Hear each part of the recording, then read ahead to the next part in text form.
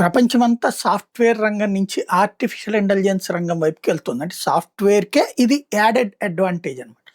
దీనివల్ల జరిగేటటువంటి పరిణామాల గురించి చర్చించొచ్చు, లోపాల గురించి మాట్లాడొచ్చు, నైతికత అంశాలు ప్రస్తావించొచ్చు.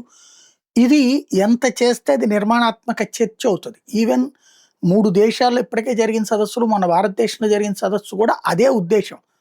ఎందుకంటే ఇది ప్రాథమిక దశలో ఉంది. ఈ టైంలో అందరం విధి విధానాలు రూపొందించుకోకపోతే, ఆ పైన దీనివల్ల వచ్చే సైడ్ ఎఫెక్ట్‌లు దెబ్బతీస్తాయి అన్నటువంటిది.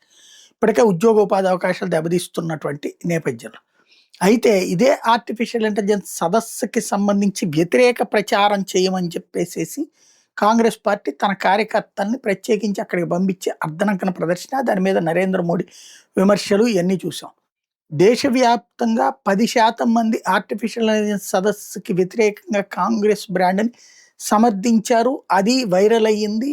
ఆ పాయింట్‌తో ధైర్యం వచ్చేసింది అక్కడ ఉన్నటువంటి కాంగ్రెస్ పార్టీ నాయకులకి, రాహుల్ గాంధీ టీమ్‌కి. కానీ అసలు సమస్య ఎక్కడొస్తుంది అంటే, మిగతా 90% మంది ప్రజలు దాన్ని తిరస్కరిస్తున్నారు, లేదా ద్వేషిస్తున్నారు, లేదా తటస్థంగా ఉంటున్నారు. వాళ్ళందరూ వీళ్ళని ప్రశ్నిస్తున్నటువంటి వేళ డైవర్షనల్ టాపిక్స్ అయితే చేసే ప్రయత్నం చేసుకొచ్చారు.